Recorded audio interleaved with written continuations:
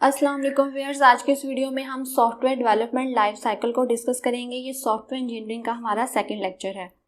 तो SDLC हमारे पास क्या है, इसको हम सॉफ्टवेयर डेवलपमेंट प्रोसेस भी कहते हैं।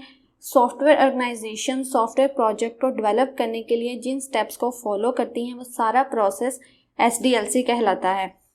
ये एक डिटेल प्लान होता है कि सॉफ्टवेयर को कैसे डेवलप किया जाएगा, मेंटेन किया जाएगा, या अगर ऑलरेडी डेवलप्ड सॉफ्टवेयर को मॉडिफाई करना है या उसमें कुछ चेंजिंग करनी है तो वो कैसे की जाएगी। ISO ने सॉफ्टवेयर डेवलपमेंट के लिए जो गाइडलाइन या स्टैंडर्ड्स प्रोवाइड किए थे ISO 12207, तो उसे हम सॉफ्टवेयर लाइफ साइकिल प्रोसेस कहते हैं। अकॉर्डिंग टू SDLC इसके 7 फेजेस होते हैं, starting from the requirement analysis, planning, design, development, testing, deployment and maintenance. हम वन बाय वन सारे फेजेस को डिस्कस करेंगे। तो हम स्टार्ट करते हैं रिक्वायरमेंट एनालिसिस से।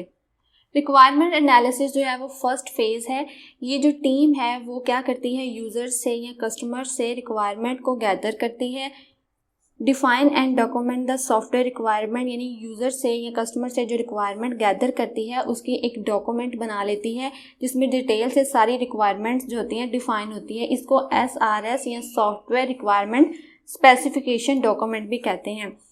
तो रिक्वायरमेंट एनालिसिस में और क्या चीज़ होती है, determine the quality of the requirements, identify whether the requirements are clear, incomplete, ambiguous and contradictory.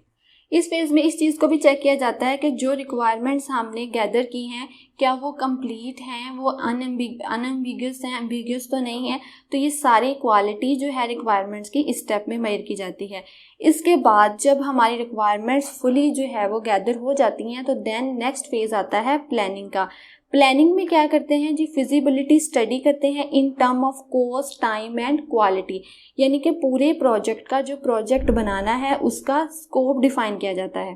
क्योंकि इसमें 3 चीज़ों को जो है डिफाइन किया जाता है स्कोप में, कॉस्ट, टाइम एंड क्वालिटी। इसके अलावा एनालाइज किए जाते हैं डिफरेंट सोल्यूशन को और उनमें से जो बेस्ट वन है उसको पिक किया जाता है। यानी एक प्रॉब्लम को सॉल्व करने के कई मेथड हो सकते हैं, कई टेक्निक हो सकती हैं। तो क्या बेस्ट सोल्यूशन कौन सा है किसी प्रॉब्लम का, तो वो इसमें चूज़ किया जाता है। इसके अलावा प्लानिंग के फेज़ में जो सूटेबल स्किल रखने वाले लोग होते हैं उनको सिलेक्ट करके एक टीम बनाई जाती है और उनको उनकी रिस्पॉन्सिबिलिटीज़ असाइन की जाती है और एक टीम के दरमियान जो है वो हायरार्की असाइन हो जाती है। फर्दर इस फेज़ में जो है वो प्रोजेक्ट टाइमलाइन डिज़ाइन की जाती है, यानी कि कौन सा टास्क कब स्टार्ट होगा, कब एंड होगा, कौन से पैरेलल रन हो, ये सब कुछ इस फेज़ में जो है प्लान किया जाता है ताकि टीम की परफॉर्मेंस को चेक किया जा सके। इसके अलावा all project risk are also part of planning stage, यानी कि during development of the project कौन कौन से रिस्क जो है वो इमर्ज हो सकते हैं। लाइक मे बी किसी नेक्स्ट फेज़ में जो है वो कॉस्ट इंक्रीज़ होने का खर्चा हो या क्वालिटी लो हो जाए, तो ये सारे रिस्क जो हैं वो पहले से ही प्रिडिक्ट किए जाते हैं और उनके लिए प्रिकॉशनरी मेजर्स जो हैं प्लानिंग के प्रोसेस में डिसाइड की जाती हैं। जब एक दफ़ा कंप्लीट पूरे प्रोजेक्ट की प्लानिंग हो जाती है उसके बाद जो है सिस्टम का डिज़ाइन बिल्ड किया जाता है। डिज़ाइन जो है बहुत सॉफ्टवेयर डिज़ाइन होता है और हार्डवेयर डिज़ाइन भी होता है। ये पूरा जो है वो सिस्टम या आपका जो सॉफ्टवेयर प्रोजेक्ट है उसका आर्किटेक्चर होता है और तमाम जो है कस्टमर रिक्वायरमेंट को ये कवर करता है। इसमें कोई चीज़ ऐसी नहीं होती जो कि रिक्वायरमेंट्स के अलावा हो या कोई रिक्वायरमेंट्स में कोई चीज़ जो है वो मिस हो। इसके अलावा इसमें देखें जैसे कि हमने बात की सॉफ्टवेयर हार्डवेयर डिज़ाइन की, सॉफ्टवेयर डिज़ाइन में ये देखा जाता है कि जो आपका इंटेंडेड प्रोजेक्ट है उसके लिए प्रोग्रामिंग लैंग्वेज कौन सी सूटेबल होगी। फिर प्लेटफॉर्म जो है वो डिसाइड किया जाता है, क्या जो एप्लीकेशन जो प्रोजेक्ट डेवलप किया जाता है वो एंड्रॉयड के लिए है, लिनक्स के लिए है, विंडोज़ के लिए है, या उसका ऑपरेटिंग सिस्टम कौन सा होगा, या वो जो है वो आपकी जो एप्लीकेशन है वो एंड्रॉयड विंडोज़ दोनों के लिए है। तो इस तरह से सारा जो डिज़ाइन है वो कंप्लीट किया जाता है।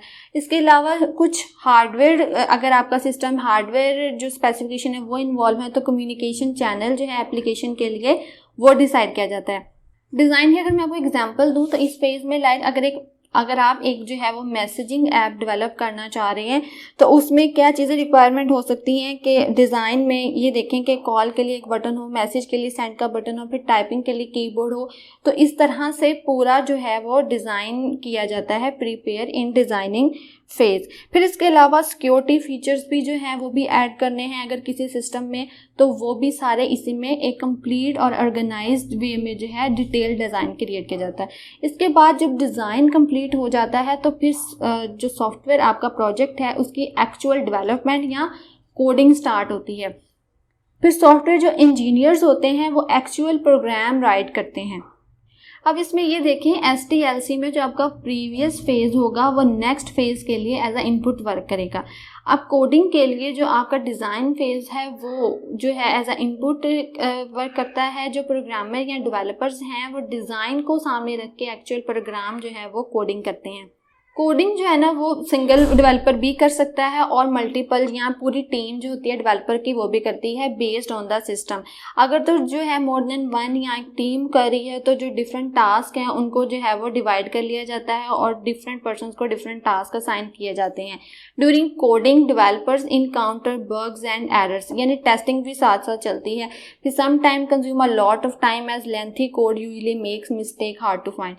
तो ये जो है वो लेंथी फेज़ है क्योंकि इसमें बहुत सारी मिस्टेक्स आती हैं। एक्चुअल जो है वो कोडिंग जो आपके सिस्टम की है वो स्टार्ट हो रही है, तो इस तरह से ये sometime lot of time consume करता है।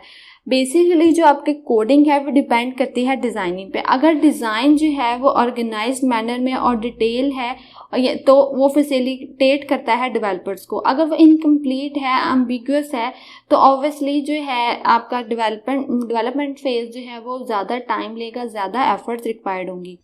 कोडिंग मुकम्मल होने के बाद या डेवलपमेंट फेज़ से कंप्लीट होने के बाद जो नेक्स्ट फेज़ स्टार्ट होता है वो होता है टेस्टिंग। अब एक कंप्लीट जो है सॉफ्टवेयर डेवलप हो चुका है तो अब उसका जो अगला मरहला है वो है टेस्टिंग, जिसमें हम ये चेक करते हैं कि जो उसकी परफॉर्मेंस एप्लीकेशन की उसको वैल्यूएट किया जाता है, क्या वो सही वर्किंग कर रही है कि नहीं। एरर और इश्यूज़ को फाइंड आउट किया जाता है, ठीक है, और उनको सॉल्व किया जाता है। एरर फाइंड आउट की जाती है एंड देन उसको टेस्ट किया जाता है अगेन।